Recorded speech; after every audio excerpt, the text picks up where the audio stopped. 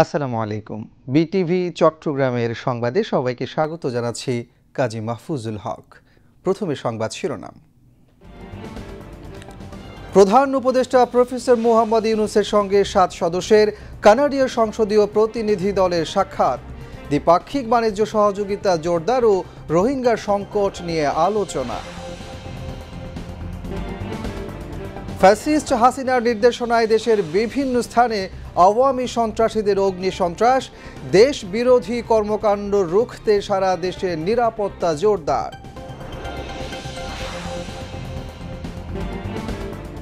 জুলাই গণ অভ্যুত্থানের রাজধানীর চানখারপুলে ৬ হত্যাকাণ্ডের মামলায় ৮ আসামির বিরুদ্ধে সাক্ষ্য গ্রহণ আগামীকাল পর্যন্ত মুলতবি।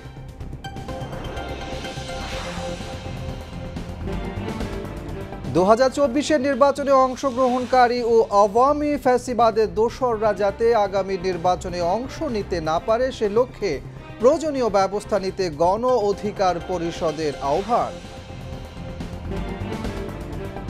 বিএনপি মহাসচিবের সাথে ইইউ রাষ্ট্রদূতের সাক্ষাৎ, সন্ত্রাস দমনে সরকারকে আরও ভূমিকা নিতে হবে বললেন আমির খসরু মাহমুদ চৌধুরী।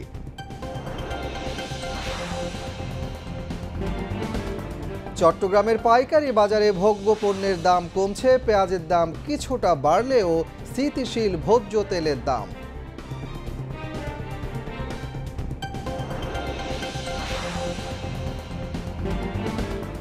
যুদ্ধবিরতির মধ্যে গাজায় ইসরায়েলি আগ্রাসনে আরও ৩ ফিলিস্তিনির প্রাণহানি, ইসরায়েলি পার্লামেন্টে ফিলিস্তিনি বন্দীদের মৃত্যুদণ্ডের বিল অনুমোদন।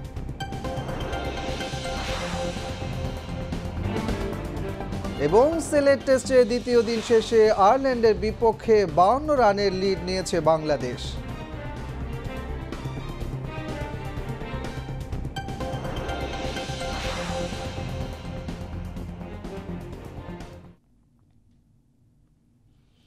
এতক্ষণ সংবাদ শিরোনাম শুনলেন, এবার বিস্তারিত। প্রধান উপদেষ্টা প্রফেসর মোহাম্মদ ইউনূস বলেছেন, অন্তর্বর্তীকালীন সরকার নির্বাচনের প্রস্তুতি নিচ্ছে, যা জাতির জন্য এক ঐতিহাসিক মুহূর্ত হয়ে উঠবে। আজ ঢাকায় রাষ্ট্রীয় অতিথি ভবন যমুনায় কানাডীয় একটি সংসদীয় প্রতিনিধি দল তার সঙ্গে সাক্ষাৎকালে তিনি কথা বলেন। সিনেটর সালমা আতাউল্লাহ জানের নেতৃত্বাধীন ৭ সদস্যের প্রতিনিধি দলের সঙ্গে বৈঠকে উভয় পক্ষ দ্বিপাক্ষিক বাণিজ্য সহযোগিতা জোরদার এবং রোহিঙ্গা সংকট মোকাবেলার উপায় নিয়ে আলোচনা করে। বৈঠকে প্রধান উপদেষ্টা প্রতিনিধি দলকে দেশের চলমান সংস্কার প্রক্রিয়া ও আগামী ফেব্রুয়ারির নির্বাচনের প্রস্তুতি সম্পর্কে অবহিত করেন। তিনি বলেন, আপনারা এমন এক সময়ে এসেছেন যখন যুব সমাজের নেতৃত্বে সংঘটিত এক অভ্যুত্থানের পর বাংলাদেশ একটি বড় পরিবর্তনের মধ্য দিয়ে যাচ্ছে। প্রধান উপদেষ্টা রোহিঙ্গা সম্প্রদায়ের প্রতি কানাডার অব্যাহত সমর্থনের জন্য ধন্যবাদ জানান। তিনি বলেন, ৮ বছর পার হয়েছে, রোহিঙ্গাদের নিজ দেশে ফিরে যাওয়াই একমাত্র কার্যকর সমাধান, এর কোনো বিকল্প নেই। প্রায় ১২ লাখ মানুষ এখানে বসবাস করছে, এই সংকটকে আরও গভীর করছে। সিনেটর সালমা আতাউদ জানান তিনি রোহিঙ্গা ইস্যুতে বক্তব্য দেবেন এবং কানাডার পক্ষ থেকে বাস্তুচ্যুত সম্প্রদায়ের প্রতি অব্যাহত সমর্থনের প্রতিশ্রুতি পুনর্ব্যক্ত করেন। প্রফেসর ইউনূসের প্রচেষ্টার জন্য ধন্যবাদ জানিয়ে তিনি বলেন, এটি অত্যন্ত গুরুতর উদ্বেগের বিষয়। বিশ্বের উচিত রোহিঙ্গাদের শান্তি ও নিরাপত্তা নিশ্চিত করতে মনোযোগী হওয়া।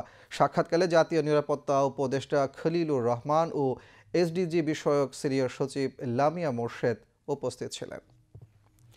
গণঅভ্যুত্থানে ক্ষমতাচ্যুত হওয়ার পর আওয়ামী লীগের কার্যক্রম নিষিদ্ধ, ফের সন্ত্রাসী কর্মকাণ্ডে জড়িয়েছে দলটি। রাজধানীতে বিচ্ছিন্নভাবে ককটেল বিস্ফোরণ ও আগুন দিয়ে জনমনে আতঙ্ক সৃষ্টির চেষ্টা করছে তারা। তবে ফ্যাসিস্টদের এমন কর্মকাণ্ড রুখে দিতে তৎপর রয়েছেন আইনশৃঙ্খলা বাহিনী ও সর্বসাধারণ। বিস্তারিত সাদ্দাম হোসাইনের প্রতিবেদনে। ২৪-এর গণ অভ্যুত্থানে দীর্ঘ ১৫ বছরের স্বৈরশাসনের পতন ঘটেছে ফ্যাসিস্ট আওয়ামী লীগের। ক্ষমতাচ্যুত হয়ে দেশ ছেড়ে পালিয়ে যাওয়া এই দলটিকে মানবতাবিরোধী অপরাধের জন্য কার্যক্রম নিষিদ্ধ করেছে সরকার। তবুও থেমে নেই তাদের সন্ত্রাসী কার্যক্রম।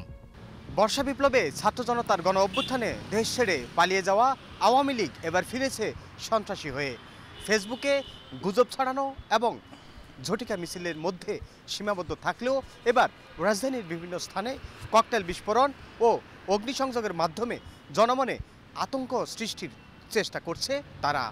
মানবতা বিরোধী অপরাধের মামলায় ফ্যাসিস্ট শেখ হাসিনা ও তার দোসরদের বিরুদ্ধে 13 নভেম্বর রায়ের তারিখ জানানোর দিন ধার্য করেছেন আদালত।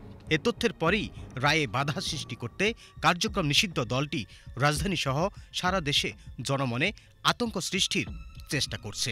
সেই সঙ্গে রাজধানীকে জনবিচ্ছিন্ন করার ঘোষণাও দিয়েছে এই সন্ত্রাসীরা। পুলিশ বলছে, নিষিদ্ধ আওয়ামী লীগের সন্ত্রাসী কার্যক্রম প্রতিহত করতে নিয়মিত অভিযানের পাশাপাশি গোয়েন্দা নজরদারি বৃদ্ধি করা হয়েছে।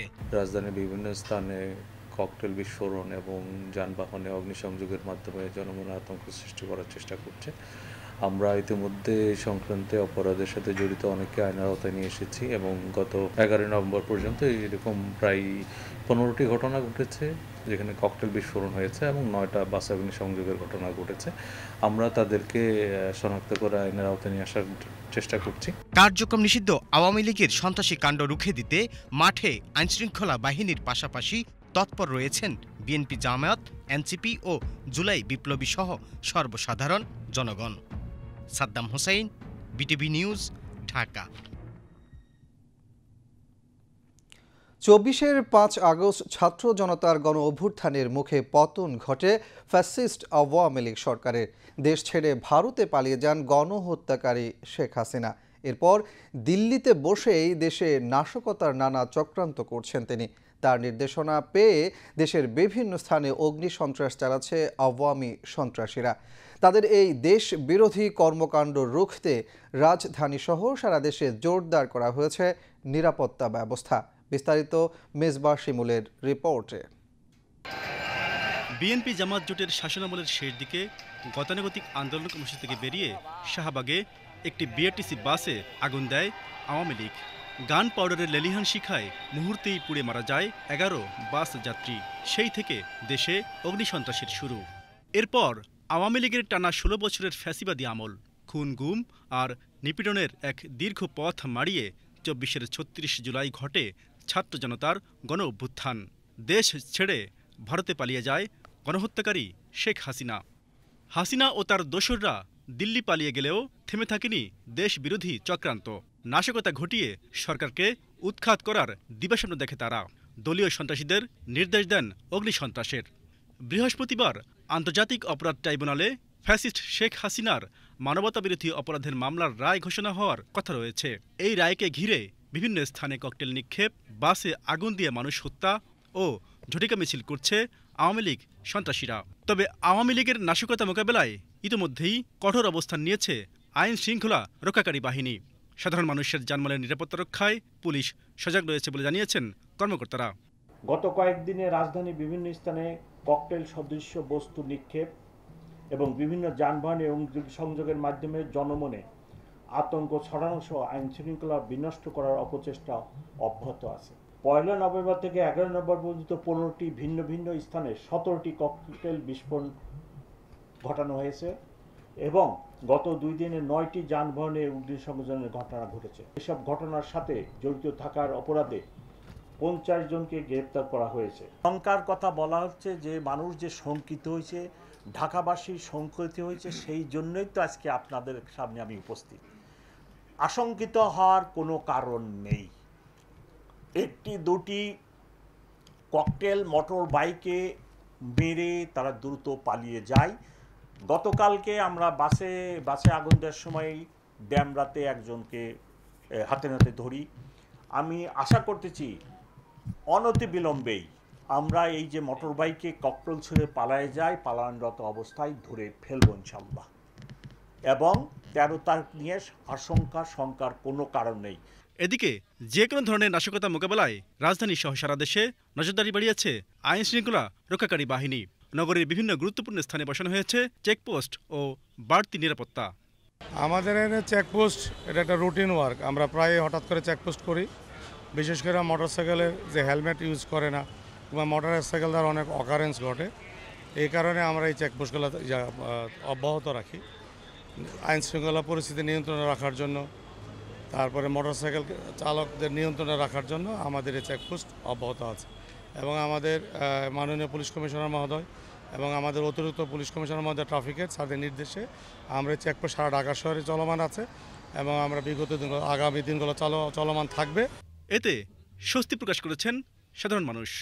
আমরা যদি সবাই সবার জায়গা থেকে একটু সচেতন হই, আমরা যদি দেখি রাস্তাঘাটে কোনো অনিয়ম হচ্ছে, কোনো কি আগুন লাগানোর পরিস্থিতি বা কোনো কিছুই করতে যায়, আমরা যদি সবাই আওয়াজ তুলি তাহলে দেখা যায় কোনো জায়গায় কোনো সমস্যা হবে না। তো আমার মতে আমাদের দেশের যত মানুষ আছে, জনগণ আছে, উচিত সবাই নিজেদের জায়গা থেকে সচেতন হওয়া আর সামনে আগে আসা। আসলে আমাদের নিরাপত্তার স্বার্থে এটা প্রয়োজন। পলাতক আওয়ামী লীগের নাশকতা প্রতিরোধে সাধারণ মানুষকে ঐক্যবদ্ধ থাকার কথা বলছেন তারা। মেজবা শিমুল, বিটিভি নিউজ, ঢাকা।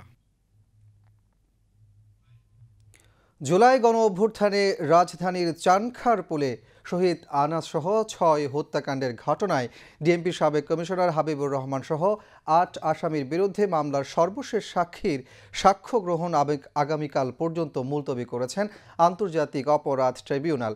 দুপুরে ট্রাইব্যুনাল 1-এ মামলাটির 15তম দিনের এই সাক্ষ্য গ্রহণ শুরু হয়। এর আগে 14 দিনে এই মামলায় 24 জনের সাক্ষ্য গ্রহণ সম্পন্ন করেন ট্রাইব্যুনাল। এদিকে 2012 সালের 5 মে মতিঝিলের শাপলা চত্বরে হেফাজতে ইসলামের সমাবেশে হত্যাকাণ্ডের ঘটনায় শেখ হাসিনা ও জিয়াউল আহসান সহ 9 জনের বিরুদ্ধে তদন্ত প্রতিবেদন 12 জানুয়ারির মধ্যে দাখিলের নির্দেশ দিয়েছে আন্তর্জাতিক অপরাধ ট্রাইব্যুনাল 1।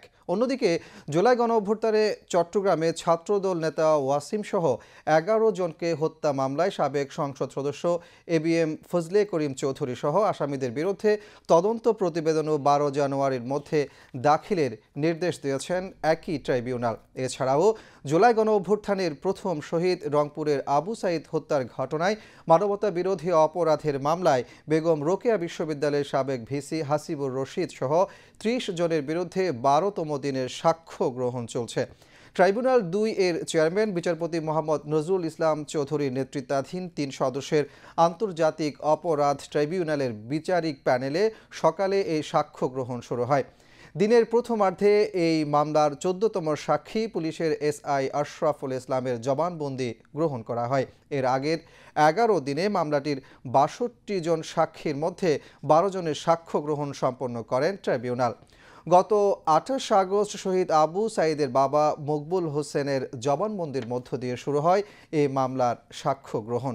এই মামলায় 30 আসামির 6 জন গ্রেফতার রয়েছে, বাকি 24 আসামি পলাতক। এর আগে মানবতা বিরোধী অপরাধের মামলা ও গুমের ঘটনাসহ বেশ কিছু মামলায় 27 আসামিকে সকালে ট্রাইব্যুনালে হাজির করা হয়।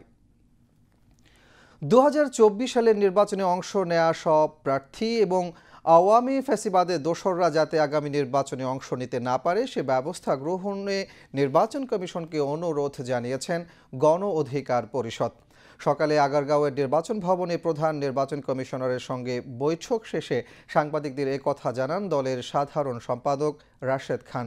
এ সময় তিনি আওয়ামী লীগের কোনো নেতাকর্মীকে স্বতন্ত্র প্রার্থী হিসেবে নির্বাচন করতে না দেওয়ার দাবি জানান। জাতীয় পার্টি ও 14 দলসহ যারা 2024 সালের ডামি নির্বাচনে অংশ নিয়েছে তাদের নির্বাচনে অংশ নেওয়ার সুযোগ দিলে দেশ আবারও অস্থিতিশীল হবে। আওয়ামী লীগের কেউ স্বতন্ত্র প্রার্থী হিসেবে নির্বাচনের সুযোগ পেলে তারা আগামী নির্বাচন বানচালের চেষ্টা করবে। বিএনপির মহাসচিব মির্জা ফখরুল ইসলাম আলমগীরের সাথে বৈঠক করেছেন ঢাকায় নিযুক্ত ইউরোপীয় ইউনিয়নের রাষ্ট্রদূত মাইকেল মিলার। আজ রাজধানীর গুলশানে বিএনপি চেয়ারপারসনের রাজনৈতিক কার্যালয়ে এই বৈঠক অনুষ্ঠিত হয়। বৈঠকে বিএনপির স্থায়ী কমিটির সদস্য আমির খসরু মাহমুদ চৌধুরী, যুগ্ম মহাসচিব হুমায়ুন কবির ও সাংগঠনিক সম্পাদক শামা ওবায়েদ উপস্থিত ছিলেন। পরে সাংবাদিকদের সাথে কথা বলেন বিএনপির স্থায়ী কমিটির সদস্য আমির খসরু মাহমুদ চৌধুরী। তিনি বলেন, বৈঠকে চলমান রাজনৈতিক প্রসঙ্গ, আসন্ন জাতীয় সংসদ নির্বাচন, বাণিজ্য সম্প্রসারণ সহ বিভিন্ন স্বার্থ সংশ্লিষ্ট বিষয় নিয়ে আলোচনা করা হয়। আওয়ামী লীগের সন্ত্রাসী কর্মকাণ্ড প্রসঙ্গে সাংবাদিকদের প্রশ্নের জবাবে আমির খসরু মাহমুদ বলেন, কোনো দল সন্ত্রাসী কর্মকাণ্ড ঘটিয়ে নির্বাচন বাধাগ্রস্ত করতে পারবে এমন বিশ্বাস করার কোনো কারণ নেই। চলমান সন্ত্রাসী কর্মকাণ্ড বন্ধে সরকারকে গুরুত্ব দিতে হবে বলে জানান তিনি। আমরা কিভাবে এগোচ্ছি, প্রায় প্রত্যেকটি দলই তো নির্বাচনের জন্য কাজ করছে, এই বিষয়গুলো আলাপ হয়েছে। আর আমাদের বিভিন্ন কর্মসূচি নির্বাচনে আগামী দিনে কী হতে পারে তাদের পক্ষ থেকে তারা ইলেকশন কমিশনকে একটা বড় সাপোর্ট দিচ্ছে, সেটা তো আপনারা জানেন। তারপরে আপনার তাদের অবজারভার পাঠাবে এবং সিভিল সোসাইটির সাথেও তারা কাজ করছে, এগুলো আলাপ হয়েছে।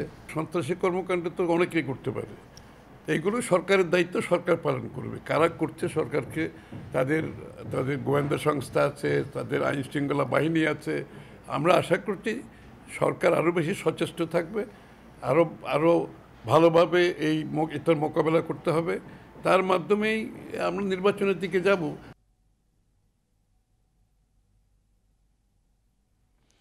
দেশে ভোগ্যপণ্যের পাইকারি বাজার চট্টগ্রামের খাতুনগঞ্জে বেশিরভাগ পণ্যের দাম কমে আসছে। মৌসুম শেষে পেঁয়াজের দাম বাড়লেও নতুন পেঁয়াজ বাজারে উঠলে দাম নিম্নমুখী হবে বলে জানান ব্যবসায়ীরা। এছাড়া স্থিতিশীল রয়েছে ভোজ্য তেলের দাম, ডাল জাতীয় সকল পণ্যের দামও নিম্নমুখী। সুরেশ কুমার দাসের প্রতিবেদন, ক্যামেরায় ছিলেন মোহাম্মদ ইসমাইল। গত কয়েক সপ্তাহ ধরে পেঁয়াজের দাম ঊর্ধ্বমুখী। এখন পাইকারি বাজারে কেজি প্রতি দাম 100 টাকার উপরে। নতুন পেঁয়াজ আসলেই পেঁয়াজের বাজার স্বাভাবিক হয়ে উঠবে বলে জানান বিক্রেতারা। আদা রসুনের দামও উঠানামা করছে, তবে দেশি রসুনের পাইকারি দাম দিন দিন কমছে। পেঁয়াজটার আদাটার দাম বাড়ছে, ওই যে বললেন 70-72 ছিল, 25-30 টাকা বাড়ছে। আদাও 20-25 টাকা বাড়ছে।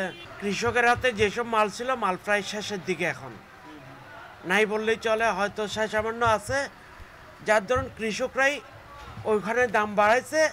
ওখানে যখন বাড়ছে, আমাদের এখানে যারা কিনে আনতেছে ওরাও বেশি দিয়ে কিনতেছে, বেশি দিয়ে বিক্রি করতে হচ্ছে। ক্রেতাদের জন্য স্বস্তির খবর মশলার বাজারে। দিন দিন কমছে জিরা, এলাচি সহ প্রায় মশলা জাতীয় পণ্যের দাম। ভোজ্য তেলের পাইকারি বাজারও স্থিতিশীল। মানবেদে মসুর ডালের পাইকারি দাম 80-85 টাকা কেজি।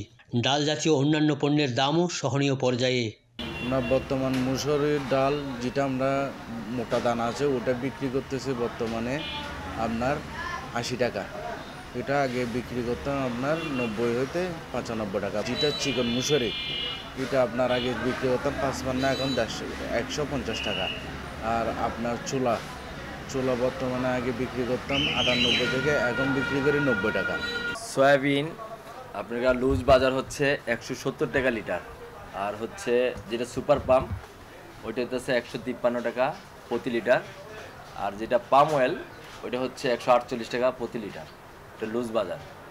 আর প্যাকেট যা দিতেছে 187 টাকা। রূপচাঁদা সয়াবিন, তীর, তারপরে হলো স্টারশিপ বা পুষ্টি, এগুলো মশলায় মনে করেন এলাচি, বাদাম 4900 টাকা পড়তে হয় বর্তমানে এলচি দিলে।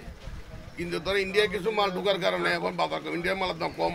আমাদের এলচি যেটা ইনপুটের মাল আছে দুবাই থেকে, ওই মালটার দাম কম। এখানে এখন 4000, 350-400 টাকা বাজার। জিরা, এলাচি, লং, দাসি, এগুলো তো এখন তো চিনির অবস্থা তেমন একটা নামতে ওইটা ধরেন এখন 90 টাকা চলে আসছে। এখন বর্তমান আজকের রেট হচ্ছে পার কেজি 90 টাকা। খাতুনগঞ্জের ব্যবসায়ীরা রমজানে ব্যবহৃত 10টি ভোগ্যপণ্য চাল, গম, পেঁয়াজ, ছোলা, মটর, ভোজ্য তেল, চিনি ও খেজুর আমদানির ক্ষেত্রে প্রয়োজনীয় নগদ মার্জিন সর্বনিম্ন পর্যায়ে রাখার সরকারি নির্দেশনা অনুযায়ী প্রস্তুতি নিচ্ছেন।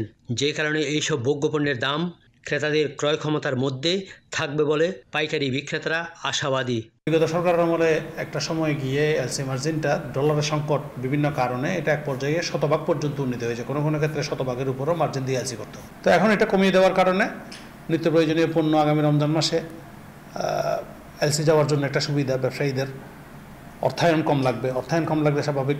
ওই টাকার যে ব্যাংক ইন্টারেস্ট, সেটা কিছুটা সাশ্রয় হবে। পণ্যমূল্যের উপর কম বেশি কিছুটা ইম্প্যাক্ট অবশ্যই হবে। ব্যবসায়ীরা বলছেন, সরকারি নানা পদক্ষেপের কারণে বাজারে নিত্যপণ্যের দরদাম ও সরবরাহ ব্যবস্থা সন্তোষজনক, যে কারণে ভোক্তাদের মধ্যে স্বস্তি দিন দিন বাড়ছে। সুরেশ কুমার দাস, বাংলাদেশ টেলিভিশন, চট্টগ্রাম। এবার আন্তর্জাতিক সংবাদ।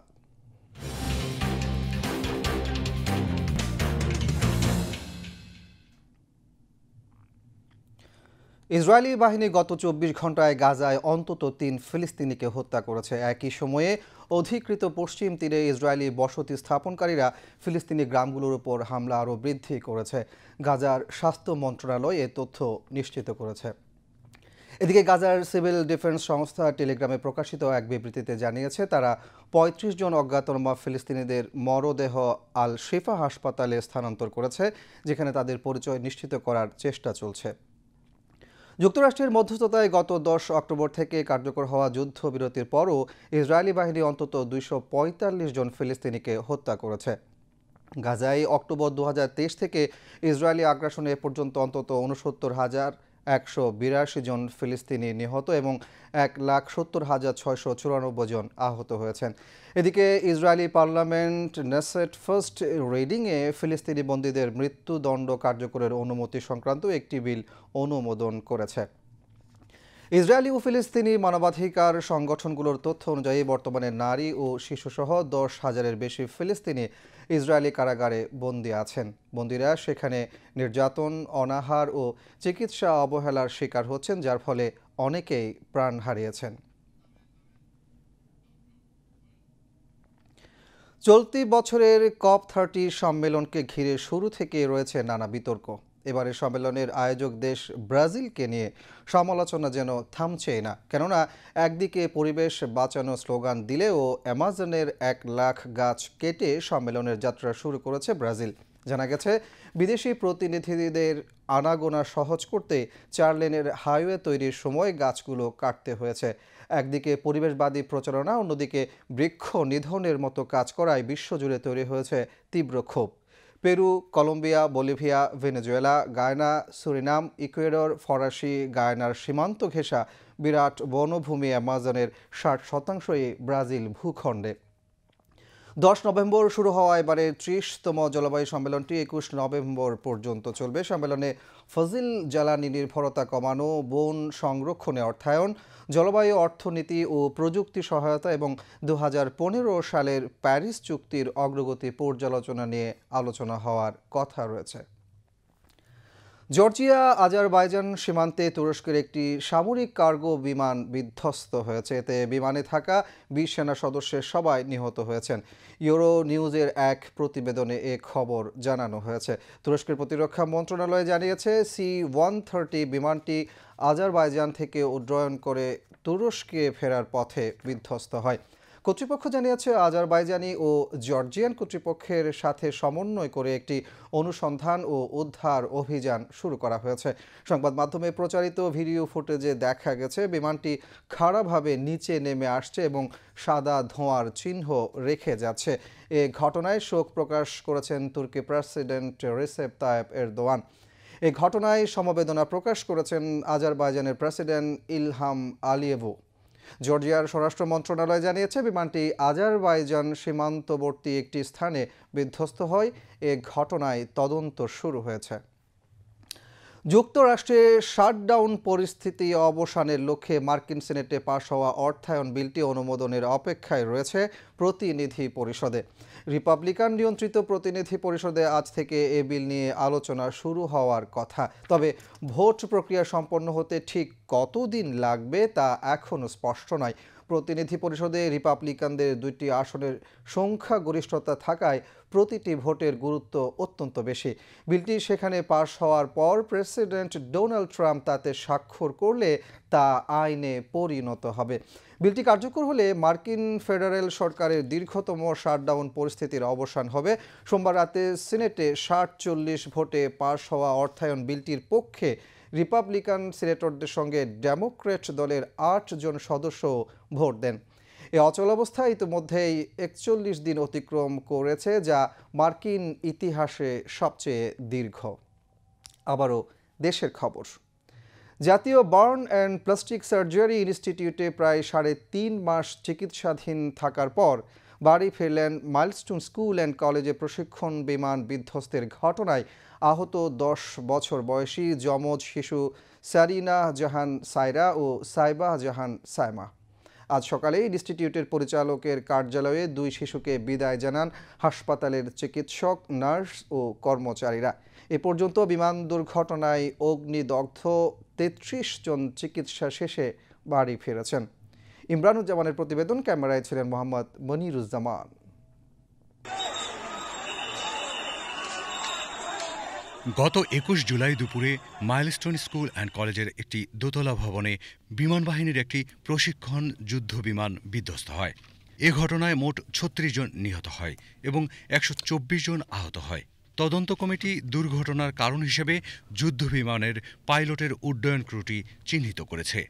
দুর্ঘটনায় অন্যান্যের সঙ্গে যমজ শিশু সায়রা ৩০% এবং সাইমা ১৫% দগ্ধ অবস্থায় হাসপাতালে ভর্তি হয়। প্রায় ৩.৫ মাস চিকিৎসা শেষে আজ হাসপাতালের পরিচালক, চিকিৎসক, নার্স ও কর্মচারীরা বিদায় জানান এই দুই যমজ বোনকে। ৩০% বার্ন হয়েছিল যে সাইরা, তার কিন্তু তাকে নিয়ে আমরা খুব কয়েকটা বার আমরা খুব একটা প্রবলেমের মধ্যে ছিলাম। কিন্তু ওকে যখন আমরা আইসিইউতে নিচ্ছিলাম বা অন্য জায়গায় নিচ্ছিলাম, তার বোন যে সাইমা, সেও কিন্তু তার সাথে থাকতে চাচ্ছিল। তাদের বক্তব্য একটা ছিল যে তারা একই সঙ্গে থাকবে। তো এই ইমোশনাল পয়েন্টটাকে আমরা আসলে চিকিৎসার পাশাপাশি মাঝে মাঝে আমাদের এই ইমোশনাল পয়েন্টগুলো দেখতে হয়। তো আমরা আলহামদুলিল্লাহ তারা বাড়ি যাচ্ছে আজকে। আমরা আমাদের তরফ থেকে, আমাদের হসপিটালের ইনস্টিটিউশনাল যে তরফ, সেখান থেকে কিন্তু তাদের মানসিক এই যে ব্যাপারটা, সেটার দিকে আমরা নজর দিয়েছি। আমরা পরিবারের সঙ্গেও এভাবেই বলবো যে তারা কোনোভাবেই যেন মানসিকভাবে কোনো পর্যায়ে যেন তারা কোনো কষ্টের শিকার না হয়, কারণ আরও দীর্ঘ সময় তারা এই মানসিক ট্রমার মধ্যে থাকবে। সাইমা এবং সাইরার ক্ষেত্রেও আমরা আশা করব যে ওরা বাড়িতে গিয়ে ভালো থাকবে, এবং আমরা যেভাবে ফলো আপের কথা বলবো, কখনো 5 দিন পরে বলবো, কখনো 7 দিন পরে বলবো, কখনো 2 সপ্তাহ পরে, তারা আমাদের এই ফলো আপগুলো আসলে আমরা আশা করি যে তারা ভালো থাকবে, সুস্থ থাকবে। অনেক দিন কষ্ট করার পরে আমরা আল্লাহর দয়ায় আমরা বাসায় যেতেছি, ভালো লাগে, বাসায় যাবো। যে দুই যমজ শিশুর বাবা মা ইয়াসিন মজুমদার ও আকলিমা আক্তার হাসপাতাল কর্তৃপক্ষের আন্তরিকতা এবং অন্তর্বর্তীকালীন সরকারের সহযোগিতার জন্য কৃতজ্ঞতা প্রকাশ করেন। Doctor, nurse plus ward master যারা ছিল, নিচে যারা সংশ্লিষ্ট ছিল, সবাই অনেক পরিশ্রম করেছে। ওনাদের অনেক আন্তরিকতা, অনেক অক্লান্ত পরিশ্রমের ফলে আমার মেয়েরা সুস্থ হয়ে বাসায় ফিরতেছে। প্রথমে আমি মহান আল্লাহর দরবারে লাখো শুকরিয়া যে আমার মেয়েদেরকে আল্লাহ এরকম করে দিছে। এরপরে হচ্ছে ডাক্তার, নার্স, ওনারা অনেক পরিশ্রম করছে, ফিজিওথেরাপিস্ট, ওনাদের আর অবদানের তুলনা নাই। ফলো আপ থাকতে হবে, ওদের পিছনে অনেক সময় ব্যয় করতে হবে, ওদের প্রেশার গার্মেন্টস দিছে, ভ্যাজলিন অলিভ অয়েল ইউজ করতে হবে। ডাক্তাররা তো অনেক সতর্কবাণী দিচ্ছে। এ পর্যন্ত বিমান দুর্ঘটনায় অগ্নিদগ্ধ ৩৩ জন চিকিৎসা শেষে বাড়ি ফিরেছেন বলে জানান জাতীয় বার্ন অ্যান্ড প্লাস্টিক সার্জারি ইনস্টিটিউটের পরিচালক মোহাম্মদ নাসির উদ্দিন। ইমরানুজ্জামান, বিটিভি নিউজ। শেয়ার বাজারের খবর।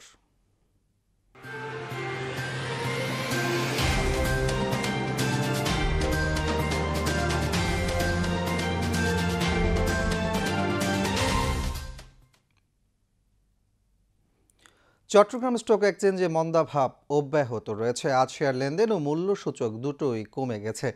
দিন শেষে সার্বিক সূচক দাঁড়িয়েছে ১৩,৬১৭.৯৭, যা গতকালের চেয়ে শতকরা 0.87 কম। এছাড়া সিএসি 30-এর মূল্য সূচক দাঁড়ায় ১২,৩29.57, যা গতকালের চেয়ে শতকরা 0.14 কম।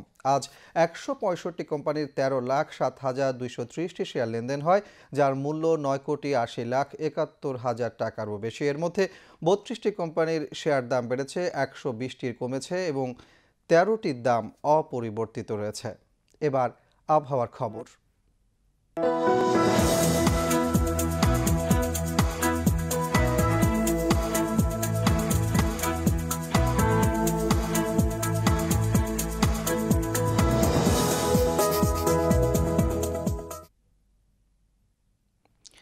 পতেঙ্গা আবহাওয়া অফিস জানিয়েছে, আগামীকাল সন্ধ্যা 6টা পর্যন্ত চট্টগ্রাম এবং পার্শ্ববর্তী এলাকায় আকাশ আংশিক মেঘলা সহ প্রধানত শুষ্ক আবহাওয়া বিরাজ করতে পারে। সেই সাথে কোথাও কোথাও হালকা কুয়াশা পড়তে পারে। রাত ও দিনের তাপমাত্রা প্রায় অপরিবর্তিত থাকতে পারে। পরবর্তী 24 ঘন্টায় আবহাওয়ার সামান্য পরিবর্তনের সম্ভাবনা রয়েছে। নগরীতে আজ সর্বোচ্চ তাপমাত্রা ছিল 30.7 ডিগ্রি সেলসিয়াস, যা স্বাভাবিকের চেয়ে 0.9 ডিগ্রি বেশি, এবং সর্বনিম্ন তাপমাত্রা ছিল 20.8 ডিগ্রি সেলসিয়াস, যা স্বাভাবিকের চেয়ে 0.5 ডিগ্রি বেশি। আগামীকাল চট্টগ্রামে সূর্যোদয় 6টা 4 মিনিটে এবং সূর্যাস্ত 5টা 10 মিনিটে। এবার জানিয়ে দিচ্ছি কর্ণফুলী নদীতে আগামীকালের জোয়ার ভাটার সময়সূচি। জোয়ার শুরু হবে রাত 1টা 16 মিনিটে, ভাটা সকাল 7টা 25 মিনিটে। পরবর্তী জোয়ার শুরু হবে দুপুর 2টা 3 মিনিটে এবং ভাটা রাত 8টা 34 মিনিটে।